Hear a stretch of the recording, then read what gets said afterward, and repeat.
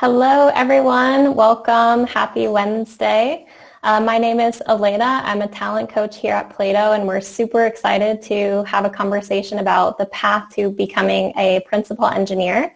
We have a wonderful speaker, Andrew McVeigh, and a great moderator, Cappy, from our Plato team today. But first, if you don't know what Plato is, we are actually the largest mentoring platform for engineering managers, engineers, and product managers. And we are super proud to say that we actually have over 900 mentors on our platform who are available for one-on-one conversations over Zoom. So who actually uses Plato? We have people from Segment to DocuSign to Box, Lyft, and SurveyMonkey who get a lot of great value out of our platform. You might also be wondering, why mentorship? And there's a lot of different avenues you can take. So you can discuss current challenges, you can explore career-related topics, and sometimes you can just discover those unknown unknowns.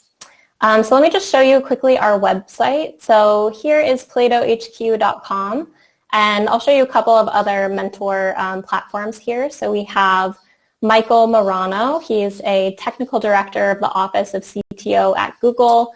And another mentor we have on our platform is Monica Bajaj. She is a senior director of engineering at Workday. Just a couple of examples of some great speakers. You can check them out and have some conversations. So without further ado, we're going to bring up Andrew and Cappy. So please remember to submit your questions to the Q&A tab.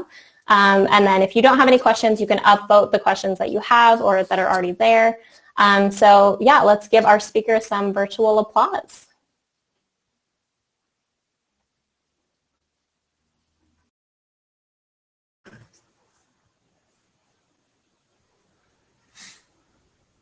Hello, everyone. It's great to have you all here. I noticed we have people coming from all over the world, Czech Republic, Barcelona, Spain. I'm myself in France, and Andrew, you are in Malibu, California.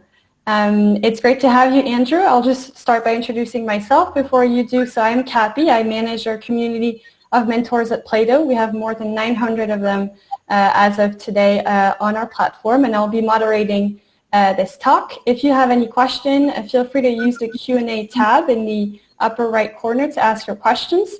We'll be answering them in about 15 to 20 minutes. Now, thank you, Andrew, for being here today. I'll let you quickly introduce yourself. Thanks, Cappy. Hi, everyone. My name is Andrew McVeigh. I'm currently a senior principal engineer at Amazon. I've typically always followed the individual contributor track, despite being a manager for a couple of years early on in my career. And one of the things I'll be talking to today about is how you add value as an individual contributor. So a little bit about me. I did my first degree in electronics engineering way back, probably 30 years ago now. And I was a very bad hardware engineer. I blew up a lot of stuff. And so I had a great interest in software. I was writing video games at the time for a computer called the Amiga.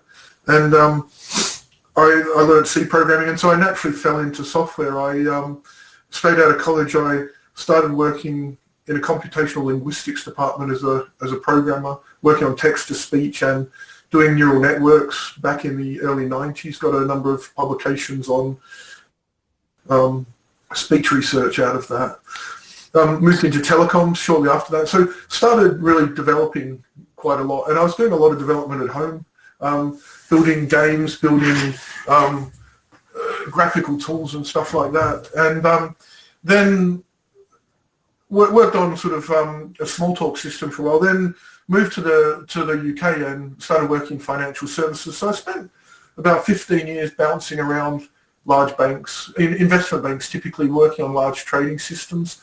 Halfway through, I fell into a PhD almost by accident. So I ended up thinking about some software system I wanted to create. I contacted a couple of authors of a paper that seemed relevant, and they turned out to be the head of engineering, the Dean of Engineering, and the head of computer science at Imperial College, a very well-respected college in the UK. And I did my PhD there. I did it full-time while I was also working full-time, so I didn't have a lot of spare time for the family, which was one of my regrets. While I was in the UK, I got to work on some pretty prominent things. I was the first architect for the back end of the very early card from American Express called the American Express Blue Card. Ideas from that system led to my PhD, some of the thinking in it. I worked at some really large banks. 2008 was very interesting as the financial system collapsed, and just ended up doing a lot of risk analysis work around that.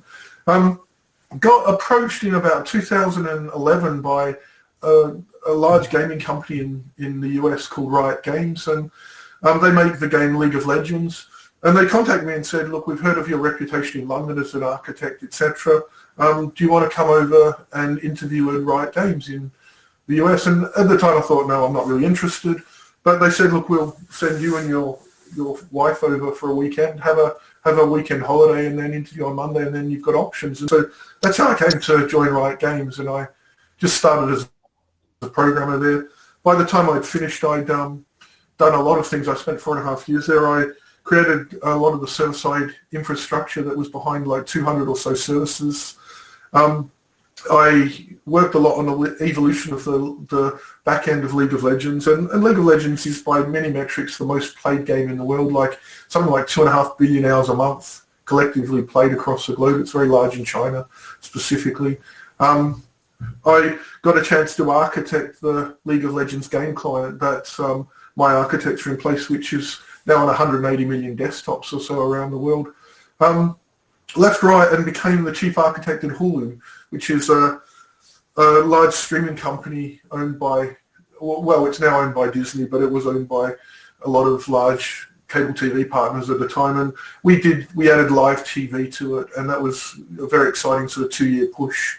Got a lot of good memories from that. Left there, went to work as a chief architect at a Bay Area company, a sort of,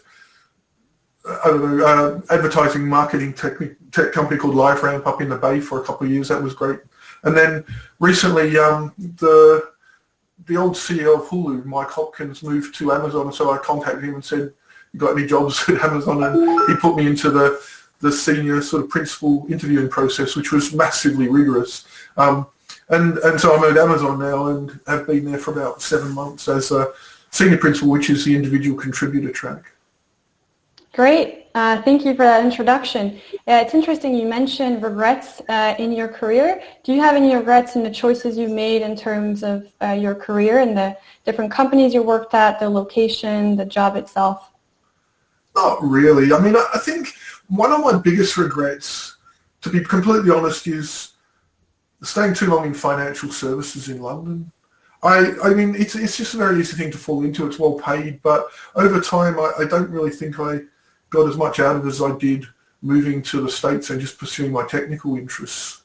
I think I just got stuck too long in that domain, and I wasn't really that interested in it. So one of the things I regret is not following my interests more. Okay, yeah. So you worked in banking and video games, and now at Amazon. How does the job change based on the industry you're in? That's an interesting question. I find that there's a core set of skills which are just completely portable. So when I was in banking and I moved to Riot Games, they put me immediately on the store system, so the in-game store. And many of the techniques I learned in banking were just applicable, but they were more serious. I was in banking because you can't lose any money. And so it was a very easy transition because the back end of League of Legends was actually made by sort of enterprise programmers initially. They come from healthcare. And so it was literally just one day I just started working in gaming, and it felt like a very natural transition, I guess partially because of the factors I mentioned. But I find that, like when I went to Hulu, I'd never done online video before, but the core skills you develop in each of these different industries just leads you to a very easy transition in my experience, that there's a lot of stuff that's portable. So good skills, server-side stuff is pretty much done the same way everywhere, same set of languages and stuff like that. So yeah, I didn't really find it that difficult. And Amazon's similar, but obviously much, much larger and much more. They have a lot of their own stuff internally, obviously with AWS and stuff like that.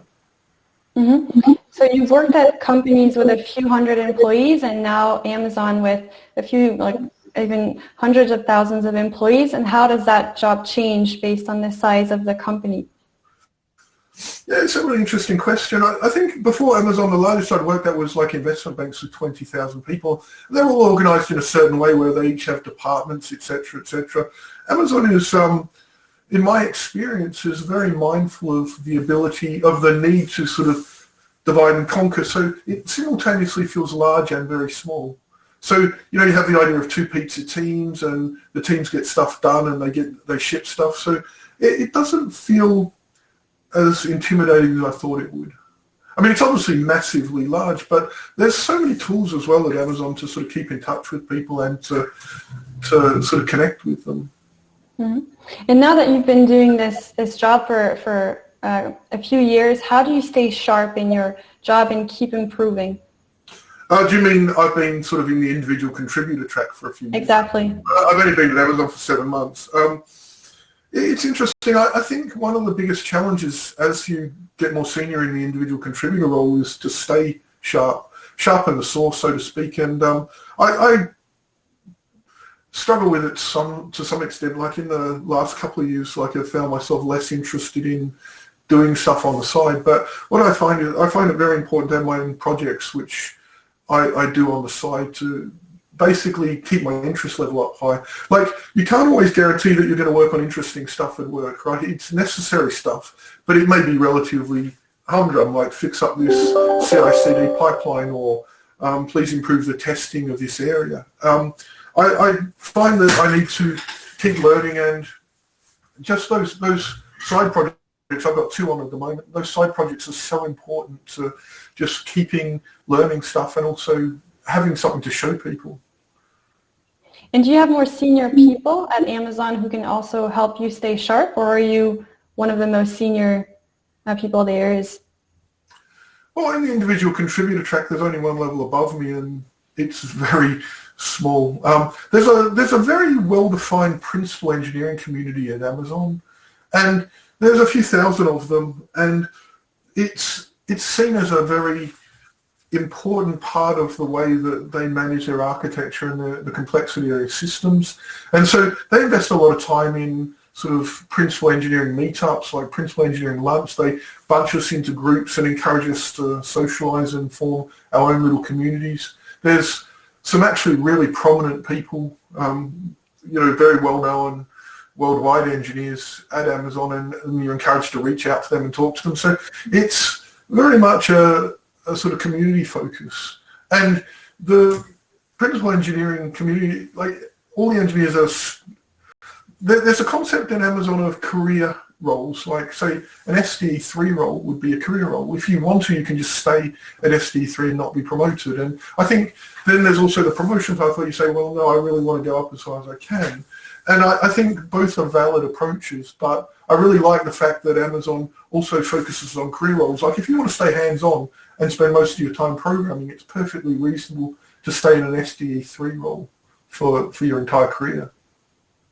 And for your level, what would you need to move to the most senior level there is? Oh, well, that's a tough one. That's really tough. I mean, one of the engineers, there's only a few of them. One of them's James Gosling, right, the creator of Java. Like, it's a big jump. Like, you've got to do something pretty significant and have a massive impact to actually make that jump. And so it's another thing where, at my level, I'm continually thinking about how to have a bigger impact. Because in some ways, you've got to build up your own engineering brand. And so I'm working on a number of things at the moment just to try and, outside of my day job, just to try and make a change and to make things better at an engineering level at Amazon. Mm-hmm. And do you have examples of what it would take or what you're currently working on to develop that brand within the company? Yeah, I mean, Amazon has many, many thousands of internal services running their vast number of systems. I mean, it's large. If I told you the actual number, I'd shock you. It's a very large place, and one of the challenges then with any large place with such a large set of systems is how you represent the evolution of architectures over time. there's so much going on at any one time. It's very, very difficult for me to actually know the current state of things or where they're headed at all times. There's a lot of very smart people who are fully immersed in each of these systems who do know. For my part, though, I want to make it easier for people to see and understand the evolution of the systems, and it ties into work I did on my PhD on software extensibility and evolution of systems. I think if I can address that to some extent, in addition to doing my day job, I think it will make a big difference to how we view architecture at Amazon. All right. And how would you describe your daily routine or daily tasks in your current role, and how do you keep providing value without coding all day, or how do you structure your impacts? Yeah, it's a tough one. It's a really tough one because as you get more senior in these roles, you're expected to be largely self-directed. So I think there's aspects of my job which I would regard as mentoring. So it's basically providing support to the level of engineers so that they can grow. There's all sorts of technical leads and people like that who maybe are looking for an understanding of how to grow to the next level, or looking for a level of support and connection through the organization. Then I tend to classify my role into broad versus deep. So broad is understanding across multiple areas, connecting the dots, synthesizing and seeing the sort of forest from the trees, so to speak. Like, oh, I see this theme over here, we need to spend more time so that we can simplify that architecture so that we can continue to build. And then there's deep work where, and this is not happening as much as I'd like at the moment, partially just through my own choices of time allocation, is the need to dive deep into some areas so that effectively keep your skill set sharp and also build up credibility. Mm-hmm. It's interesting. Sorry to cut you off. I tend to balance between those three aspects of the job, and not always successfully. So with the mentoring, you typically would allocate time to meet with people, and you're trying to meet with them situationally to help them on their growth path forward, and reflect back to them what you see in a sort of honest and often fairly candid way. The broad stuff is just managing themes and trying to understand and categorize stuff, and the deep stuff, well, that's a tough one. It tends to be more situational and more sporadic at the moment. Yeah, it's interesting what you mentioned about helping people grow. It's usually something we associate with managers and their core responsibility being that. Would you say that in your role, even though it's an IC role, you still have similarities with management roles, or are there things you can learn from management in your own role? Yeah, as we were talking earlier, Cappy, one of the limitations of my earlier sort of career was I tended to write off management. I'm not a natural manager. So I tended to just regard it as not a useful thing. And as I've grown into the job over many years, I realised that that's a very naive view, that management is a really important function. The ability to organise and create a framework for people to do their work is as important as the technical work. And so I would encourage people, even if they stay on the individual contributor track, to learn from management and learn to understand how to bring the best out of people, how to manage them, how to understand how to help them partition their time. In many ways, management is a much more direct role than mine, in the sense that the managers have a particular task, they lead a particular area, and their job is to instruct and guide the engineers to fulfill a particular task. My role tends to be a bit more indirect, in that I'm influencing. I might be asking them to change their architecture. I might be involved in discussing with them to create a particular architecture or to simplify their architectures. And a lot of my role tends to come down to influence as well. Like, I want to persuade someone to do things in a particular way or simplify something. And along that lines involves growth by that individual or that team, because I will be saying, like, one of the big challenges with these large architectures is just relentless simplification. Please make sure you go back and simplify. And one of the hallmarks I've found of sort of people who haven't been engineers for a massive amount of time is that engineering attracts very smart people who can hold a lot of complexity in their head. And I feel it's a tiny little bit like the journey I've gone is a tiny little bit like the journey that I saw Pablo Picasso went on. I read a story about him once where he started off as a very, very good portrait painter. He could paint fine art and create these almost portrait-like paintings. And then once he had mastered that, he decided to move to sort of naive art style. So he went sort of, from naive as a sort of a child or a young person who constructed naive pictures to constructing very sophisticated pictures through to purposely creating the sort of naive style of artwork we know him for today. And I think in many ways, when I was younger, or when I was an earlier engineer, I focused on complexity and was very proud of the ability my ability to hold that complexity in my head. As I've got more mature in my role, I realized that simplicity is really the ultimate sophistication, like finding the elegance at the heart of systems and exposing it and making it much simpler for people to understand the system, because let's face it, our job's hard enough as it is. The simpler you can make a system, the more room you create for making additional features on top of that and for dealing with the natural complexity of the domain. Thank you, Andrew. We'll remember the Picasso metaphor. Let's now move on to the audience questions. So if you're in the audience, you can ask questions and upvote the ones you want to see answered. So we'll start with the first one. It shows up at the bottom of the screen. So what traits should new developers develop who aspire to become principal engineers? Yeah, it's a good question. So firstly, make sure that you go deep. So principal engineering is built on a foundation, I think, of deep technical. So you've got to have an area that I like to sort of describe it as sort of the core competency or something like that. And for me, it's programming in a certain way. I like to create sort of server-side systems that usually have some sort of graphical presentational component, and I work on stuff like that. So certainly in your career, don't be afraid to go very, very deep technically. Then what happens is once you've got that base of deep technical skill, you can then build on it by building context and starting to look out and seeing the architecture in effect, the increased context. So you might start deep in sort of algorithmic land.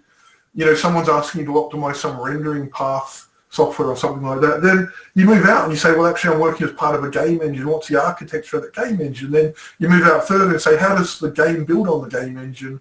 What's the individual parts of the game? Then you move out further than that and say, okay, we've got a game, we've also got server side. How does that connect? And so I tend to classify that as deep work and broad work. And I find that what happens early on in your career, you can focus very much on the deep work, and the broad work comes over time. And as you get more senior, the two work hand in hand in a very powerful way to actually allow you to bring deep technical context to broad situations. All right. Next question. How do you balance work, learning, and side projects with family time? Yeah, very badly. I manage it very badly. With my PhD, I was doing my PhD for 5 years full-time and working for 5 years full-time during that period because, you've got kids in school, you've got a mortgage and stuff like that. And I probably ended up, it's one of my regrets, I ended up spending not very much time with my family. So I did that badly. I find at the moment that what I can do is I'll sit down with my wife, we'll have dinner and we'll play with the kids, and then at 8 o'clock we send them up to bed. And then she might do some work, she's got some sort of business interests and stuff, and she might be doing that at the kitchen table. And then I'll bring a laptop to the kitchen table and do some work. And one of the challenges is to make sure that my side work can be segmented into small units of time. One of the things, I worked with a guy called Rod Johnson back in London who created the Spring framework. If you do Java server-side stuff, you almost certainly know about it. And one of the things he did is he was creating, he over-indexed on unit testing, which meant that he could shift his context very quickly. So he'd have half an hour here, he'd write another unit test and add a little bit of functionality. And so there's engineering techniques that allow you to use those smaller snippets of time. And one of the things I do as well is I try and align stuff. So for instance, I'm working on a side project at the moment to do architectural evolution. I believe it will help me in my Amazon job as well. And so it's very much aligned with the forces that are present in my current work as well. And I've done that before. Like at Hulu, I worked on stuff as a side project, which was very much aligned with what I was looking for at work as well. I created a set of architectural and engineering dashboards for the live service. And would you say you found your balance now? No, I'm a terrible, terrible time manager. If you ask my wife, she'd wholeheartedly agree with that. But I take what I can get, and so if I get time, sorry, I just got to decline a meeting. If I take time, if I find time, I've got to make sure that the projects I've got can align with the use of that time. And it's a challenge, it's a continual challenge for me. All right, next question. How does Amazon go about mentoring senior engineers to grow them into principal engineers? Well, Amazon, like every other place I've ever been to, will have a matrix which describes the set of levels and the expectation at each of those levels. I've never seen it done as rigorously as at Amazon. So firstly, they set that bar, and you have to go through a peer review, and you have to be reviewed by an outside tech firm. You have to be reviewed by a set of people in higher levels and stuff like that to actually get these promotions. So there's an understanding of a bar. And Amazon also has this concept of that they'll only hire into a role if they believe that the person they're hiring is going to be above average for their current bar internally. So there's more than any other place I've been at, Amazon is very mindful of what it takes to be promoted. So within that context, you've got where you need to be headed. And then it's a matter of, I guess, working with each of the different components. Like if you're going to be assessed by your peers, then understand how to work with your peers. Like to a large extent, it's on you to grow into that space that you want to grow into. So if, for instance, you need to understand that the work is typically focused on, at a particular level, say principal engineering is focused on organizational architecture and product solutions, then work to grow that and seek out the people who can help you with that. Simultaneously, so that's your own sort of agency as an engineer to sort of be working up to that next level of promotion. My role is to work with the engineers who are looking for that level of promotion or looking for that level of mentoring to work with them to identify their gaps and to actually sit down and be honest with them about some of the gaps I see and some of their areas of strength. Like I'll sit down with one engineer, for instance, and I'll say, look, so Amazon also has these 14 leadership principles, which are very mindful. Like one of the principles is invent and simplify things. Like I've got it here somewhere. I keep them to hand because I find them so useful. But let me bring one up here. Here we are. Invent and simplify. Leaders expect and require innovation and invention from their teams and always find ways to simplify.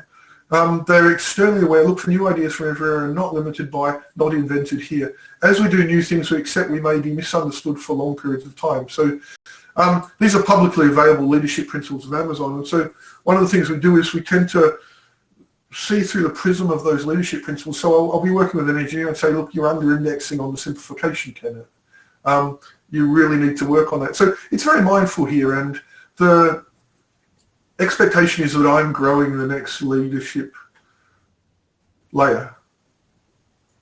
Right, and so you mentioned you usually identify gaps and mentor people on these gaps. And so what are the most common gaps you've seen in the people you're helping grow to the next level? Yeah, so a common gap is people just to continue to focus on deep work rather than moving out and understanding the wider context. Another gap is not reaching out enough, similarly to the broad sort of work, not reaching out enough to the other teams and involving yourself in more than just your day job. There's many sort of attributes that we could sort of identify as sort of stereotypical engineering attributes. Sometimes people under-index on the EQ element. It's very important to realize that systems are created by people, not robots. And those people have, lives, they have worries, they have, situations they go through, and we need to also bear that in mind. As we get more senior, we need to be, I think, more empathic and more compassionate to the people that we work with. Right. And do you get mentored yourself also? Yeah, it's there. I mean, it's like the VP of the area reached out to me and said, you need to do this. And it was useful information. He said, I see a gap. And I think I know the gaps as well. It's just that I'm not maybe doing enough to address them at the moment because I've got my own views on. And plus, onboarding to such large organizations, it typically involves a learning curve. It's not uncommon. And this is one of the really interesting things when I started work at Amazon. They presented me a clarity curve and they said, over the next 6 to 9 months, your clarity level is going to dip and then go back up again to what you thought it was. And I think that's pretty accurate. It's just a massive learning curve to understand how to operate effectively within such a fast-moving and highly performing organization. All right. Let's move to the next question. We have quite a few to go through. So, as you mentioned, that your level and scope, influencing and persuading are part of your role. Can you talk about how you influence and persuade teams? What tactics do you use? So there's a leadership principle at Amazon. I think I'm just looking at it. It's let me just let me see if I can put in the chat. These are the leadership principles. Amazon leadership principles. I guess I'm going to refer to some of those. So what was the? So can you repeat the question again? Sure. It's also at the bottom of your screen. So as you mentioned that your level and scope, influencing and persuading are part of your role. Can you talk about how you influence and persuade teams? What tactics do you use? So thank you for that. One of the leadership principles is earns trust. And I'm just going to put it there in the chat window. One of the things that I find is really powerful is just being honest and candid and avoiding politics. I feel that as well, just not being too hung up on seniority and stuff. Like I would expect that I can talk to any engineer at any level and have a sensible conversation where they can push back to me and say, I don't think that's right.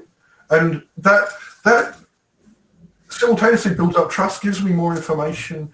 I think as well, bringing a level of maturity and knowing what battles to fight. Also knowing how to react situationally, and also your career, you build up a lot of architectural techniques, a lot of development techniques, bringing those to the plate and saying, well, I think this needs adjustment because of this principle and things like that. So that certainly helps. And I would regard the need to persuade people as a really valuable thing to continue to sharpen my ability to persuade people. And so what I would say is there's no tricks. Authenticity and engineering principles are the things that should be persuading people. And if you can't make a persuasive argument that's honest and candid, then maybe there's no argument to be made. All right, and does that come with time, I suppose? For example, in your role, you've only been there 7 months. Do you feel like you're already influencing and persuading the people you work with? Not as much as I want to. No, it's an ongoing thing. I mean, at Amazon, you have people who've been there 20 years or more, and they've built up enormous networks and obviously demonstrated an enormous amount of value. It's a big ask, and so I hope to grow into it. Certainly, I think I bring a number of positive things to the role in terms of newness. You know, the idea of beginner's mind, you're seeing things afresh, which lets you sort of understand that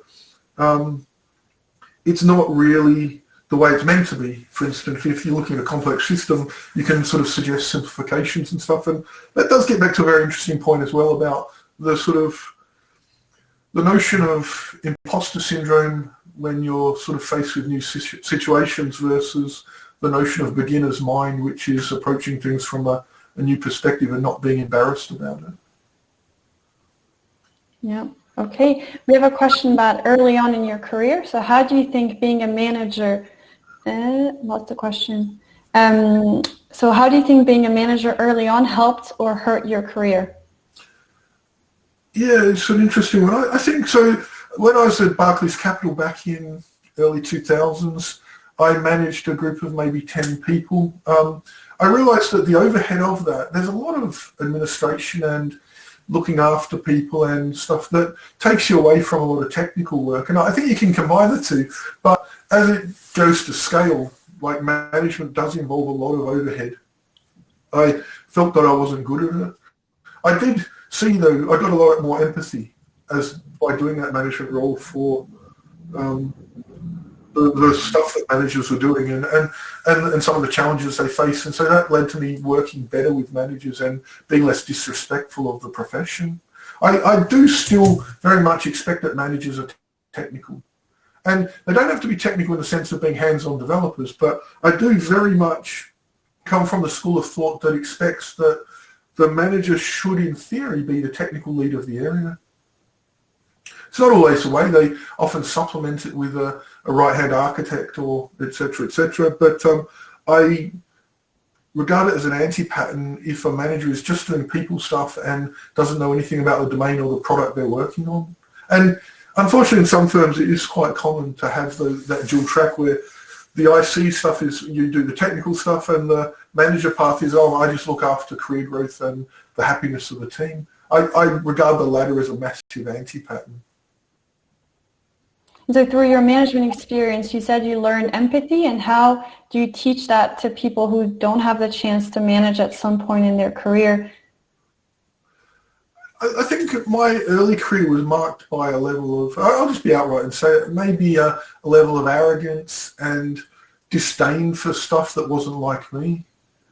As I've gone through life and experienced things, and also had some really forceful lessons where people have said some really candid things to me that have really hurt and corrected me over time, I realized that just being empathic and understanding the other person's situation can just bring so much to working as a group to accomplish a technical task. People don't work well when they're under pressure or they have a lot of things on their mind that are not related to getting stuff done at work. And I think we can be kind to each other. You know, there's absolutely no reason for us not to be kind, even as much as one of the things I did early on in my career, I think, is I tended to be unkind because I might have viewed other people as maybe less technical or less capable. And I think that's not the right way to view it. It's the right way to view it is to view us as humans first and foremost, who are bringing different things to the table that accomplish the creation of these amazing engineering systems. And I would like it if people regarded me as kind, if that's the impression I gave out in the end. Great. We now have a question about your technical vision. So do you feel like in your role you're contributing to the technical vision? Any advice on how to create a vision strategy? Yeah, it's interesting, isn't it? Because this is largely a synthesis job, I think, that there's many different parts, and vision and strategy sort of at the technical level can come down to, I think this architectural style is better in this situation. There's a lot of power in creating an architecture which is in line with the vision. So I've also worked on that side, which is, I regard that as, in a way, as a technical vision, where I've been given the product direction from people. Like when I was at Riot Games, I was given the product direction fully from others. Like I worked very closely with the product owner, and his name was Luke, and Luke said, this is what I want the product to do. These are the tenets I want you to respect. Can you create an architecture for that? And so I could create the architectural vision for that, which involved an extensible system. This was the League of Legends game client, as I said, on over 180 million desktops worldwide.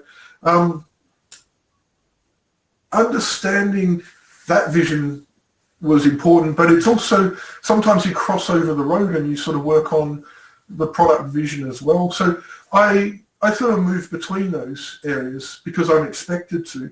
And in part that's because a lot of the systems we create have a technical component. Like, for instance, at Amazon, there's a component which involves operators reviewing contracts and approving them.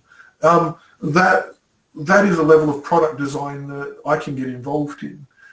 There's other people whose job will be we want to redesign this part of Amazon so it looks this particular way, that I don't get involved in. But yeah, so one of the things I would say as well is that in line with creating a product vision is pairing is very important. There's people whose roles are to be product owners, and pairing with them, because you're bringing different sides to the table. Like, they may be saying, well, I want it to do this. You say, why do you want it to do that? It'd be much easier if we did this. And they go, okay, that's interesting, because that opens up a whole new world of possibility as well.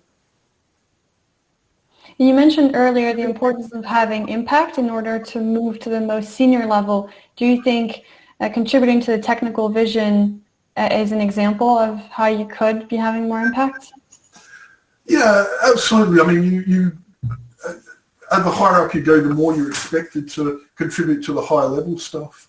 What I'd say though is, and this is can be a bit of an anti-pattern, is impact has many forms. Like, fixing up a test pipeline has an impact. It may not be as visible. And so one of the things we want to avoid is the bias visible, the bias towards visibility rather than making that impact. So as engineers, we want to fix things, we want to create things, regardless as to whether or not it's necessarily going to result in a great PR byline. So yeah, it's a challenge, because one of the challenges with any system of leadership principles, any system of culture, is it's going to get weaponized in a certain way. And one of the things I'm on the lookout for is, just in every job I've been in, is making sure that it's not just the most visible things that are valued. Because that visibility bias is actually a bit of a trap. Right, that makes sense. And at your level, do you still feel like you can do invisible things that have impact?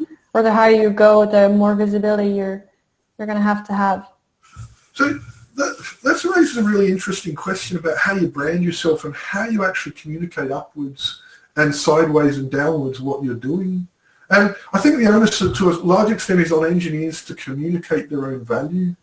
So for instance, it's completely reasonable, I think, if you go in and you decide to fix a testing pipeline that was broken, to try and create some buzz around the fact that you've done that. So in some ways you have to be a bit of a self-promoter. And so your job is to raise the visibility as well. And so in conjunction with people like myself, whose job is to surface the more mundane things sometimes.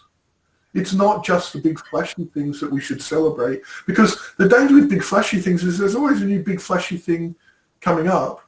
And there's a lot of boring stuff in the background, like, for instance, fixing up tech debt, improving testing stats, improving the resilience of the systems and the reliability.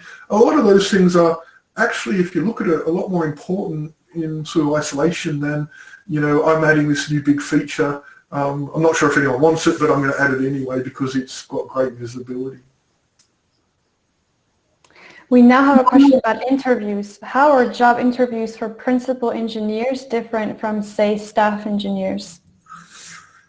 Yeah, I mean, in some ways the principal engineers are easier. The interviews are easier. In some ways they're harder. So they're easier in the sense that they may give you a bit of leeway on the technical side. They may say, write me an algorithm to do this, and you're writing it and you go, oh, wait a sec, I've forgotten how I sort a list in Java, right? And they go, oh, no, it's okay.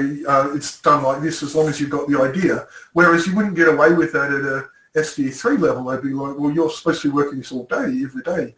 Well, that's an example that I'd use at a previous place. I'm not sure what it works like at Amazon. I don't have enough experience with the interview process. But at the principal level, you're doing bigger things like, tell me how you impacted an entire department. Tell me, give me an example of a project you worked on where you had a fundamental voice in the architecture and why you did it that particular way. So it's looking not only at the deep things, which, to be honest, you get a bit less sharp over time if you're not careful.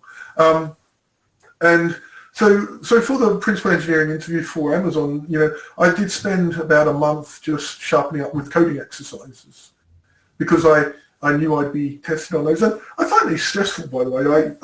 I guess everyone does to some extent. In the first interview I did with Amazon, the first hour, I was interviewed by a senior principal engineer. And it's a big thing at Amazon. The guy, I think he had 32 patents to his name, and he asked me to write an algorithm. And I got so nervous in that first 10 minutes, I said, look, I'm going to have to stop the interview just temporarily, go and get a drink and come back. And I did that and came back, and he was very compassionate and said, look, I understand it's your first interview for a while, and it's early in the morning. So it was quite a compassionate situation. I thought quite kind and very, very mindful. But yeah, you will get interviewed on the things that determine whether or not you can make an impact at that level. So some of the questions you get asked are along the lines of, tell me when you improved engineering across a company. And it's things like that, when you get into the details, they're very hard to fake. Because if you say, oh, I made a system and everyone loved it, it's like, well, how are you going to provide any evidence for that? All right, the next question is asking for advice. So our product is 10 years old and has scaling issues, many of which have roots legacy decisions. What advice would you give to engineers who grapple with entrenched legacy decisions that undermine present-day application? Yeah, that's a really deep question. I think one of the challenges with any architecture is to partition it. And what I mean by that is to come up with a vision where you can partition out the different parts and park some of the legacy stuff behind components that could potentially over time be replaced. Because say with some of the legacy stuff, and I can't speak to your particular situation directly, Alan, but like say in a robotics system, right, where and some of these things get quite complex because like some of the planning systems for robots might span multiple domains, but you try and isolate out the separation and separate out the concerns into isolated parts, so that the problem is not how do we replace the entire system, it's how do we replace this isolated part that's now no longer fit for purpose.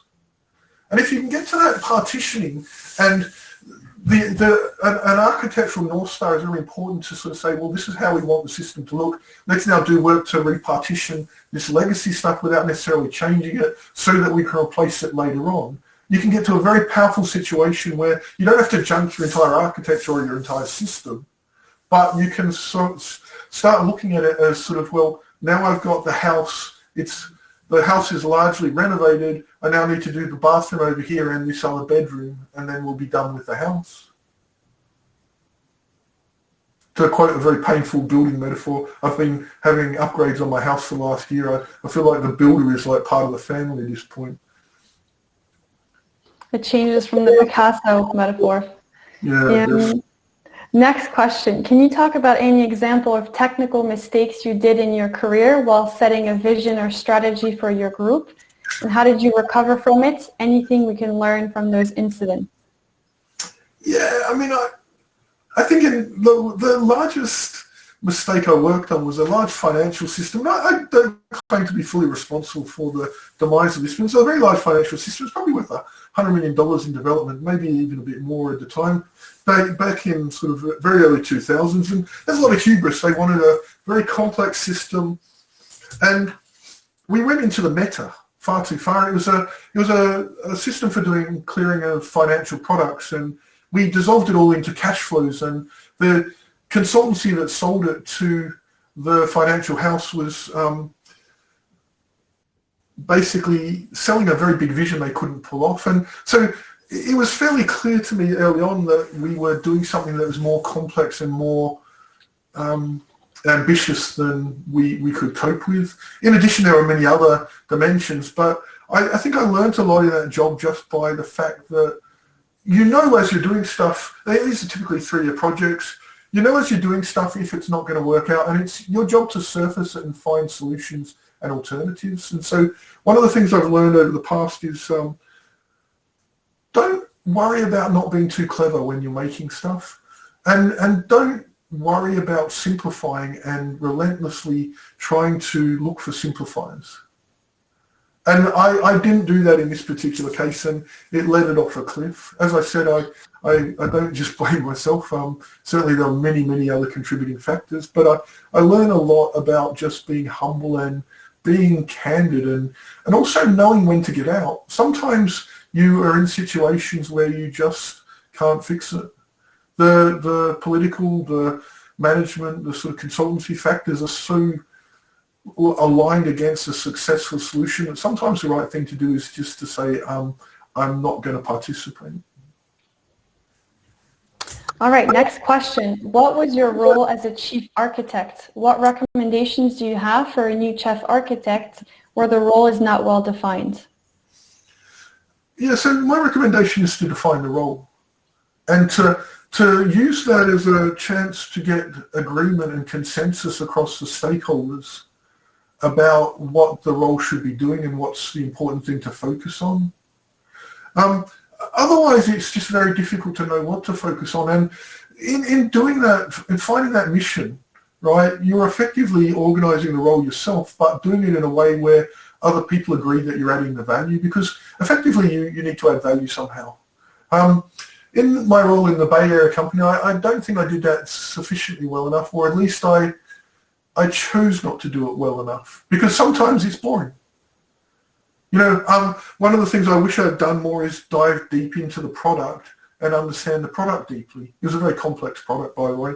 I wish I'd understood more about how the product worked and some of the nuances, how customers used it.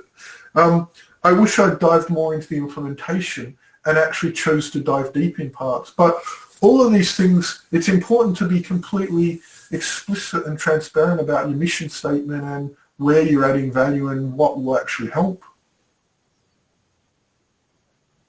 We have a question about your PhD. So can you elaborate a little bit more on your time working on a PhD while working full-time? Can you give any advice if someone was considering doing something similar?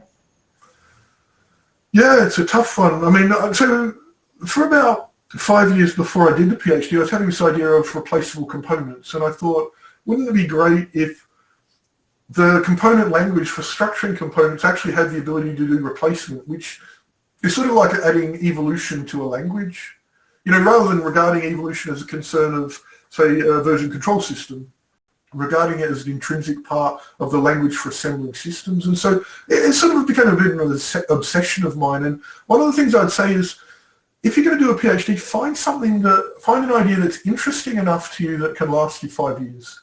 It's very, very common for people just to finish college and then do really well, and then a professor will say, I've got an idea for stochastic feedback loops of control systems, and you go, okay, tell me more about it. Okay, I'll work on it. You've got to find something that is truly interesting to you, such that I would have been working on this even if I hadn't been doing a PhD in some form or another. What I'd say as well is learn to partition your time. I'm not a great partitioner of time, so I would just tend to sit down, and my wife would complain all the time, and she said, I see you at the computer, you're just wasting time browsing the web, and that's true because I didn't use my time effectively. If there's one thing I wish that was better about my fundamental sort of engineering makeup is that I wish I was much better at using time effectively. And so really PhDs are a function of interest, finding supervisors who know how to manage you and you can also manage, because it's very common to go into a PhD and then after 4 years or 3 years have a falling out with your supervisors, then you're suddenly left without a PhD, and that's a lot of investment. And also just managing that time effectively. But if you think about it, right, we all have enough time in the day to do a lot of stuff, right? Like, I'll give you an example, right? My wife went away to Mexico to look after her mother who just had an operation. I spent that entire week, I watched the entire Big Bang Theory, all I think there's 12 seasons of it, right? Like, you know, I think I added it up. It was like 92 hours or something like that. I can only imagine what I could have done if I had spent that time working on an engineering system. So I don't believe anyone doesn't really have enough time. It's just where you choose to put your time. And what I would say as well, don't make the mistake I did and deprioritize family. We have a few minutes left, so we'll do one last question. I can imagine that as your impact is much wider, the feedback loop for your work is getting longer. How do you still get the sense of accomplishment, acknowledgement from day to day, week to week? I think you have to create the sense of accomplishment yourself, and so that's why I'm sort of working on side projects which I hope will generate a positive impact on, say, a place like Amazon, and I've done it very successfully at previous places where it tends to bleed in with my side work. I'm never having any trouble getting feedback. If I go to someone and say, what do you think of me? They'll give me a very candid assessment, and it may literally be something very harmful, or not harmful, sorry, some theoretically hurtful, where, look, I don't think you're doing a very good job. I really wish you'd paid more attention to this over here. And I don't elicit that feedback enough. So I think there's two sides to this. One is the side which gives me enough feedback and enough encouragement to go on. And there's the other side which gives me the feedback to allow me to correct accurately so that I'm doing a better job. And the stuff that is encouraging me to go on is where, like, I sat down with my manager a few weeks ago and I said, look, I just think I'm doing very badly. I don't know what I'm doing in this particular area. And he fed back and he said, no, it's not as bad as you think. You did this well and you did that well. I can't comment on the other thing, but I just wanted to feed back to you that you're being a bit more hard on yourself than you should otherwise be. So you simultaneously got to learn to rely a bit less on the approval of others. And I think in Amazon, to some extent, they encapsulate that in a leadership principle called have backbone, disagree and commit. I think it's called that. Have backbone, disagree and commit. One of the challenges is doing your job well sometimes means you can become very unpopular. I was never less popular than at Riot Games when I pivoted the architecture of the League of Legends game client. There were people actively disliking me at that time. It was absolutely the right decision, and I don't regret it for a minute, but it came at a personal cost. So, yeah, you're just going to have to get over that one.